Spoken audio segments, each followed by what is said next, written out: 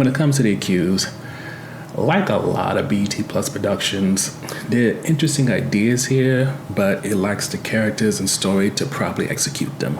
To summarize the film, Danny's from a town called Eastbridge where things are rough, but there's a sense of community, and even though she has elevated herself to the point of getting to leave that community in the social or economic sense, she still comes to the community center just like people before her to kind of give a sense of what there is outside of Eastbridge. But unfortunately for her, in the life that she is used in order to get out of Eastbridge, which includes having a fiance, having a job at a startup company, yada, yada, yada, people are starting to die, and unfortunately she gets accused of being the murderer.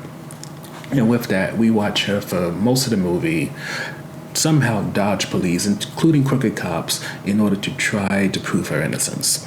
Quick and easy review. When it comes to The Accused, in many ways, there's stuff here that is interesting in terms of, for example, Danny works at a pharmaceutical company. Part of the conversation is that, a lot of black people have high blood pressure and how they can be taken advantage of by the medical system.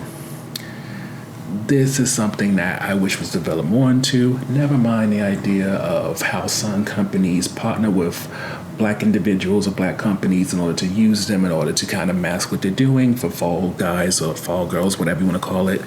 And, there's just so many interesting takes and ideas that are pushed here, but similar to Sugar Baby, while there is an interesting premise at the heart of the film, it's never pushed or executed in such a way where you can really feel like they did it justice, rather than it more so being like they're the first ones to do it, so they get to claim they got that, like it's something prestigious to be the first one, rather than to be the second, third, or whatever, who saw what the first one did wrong and did it right.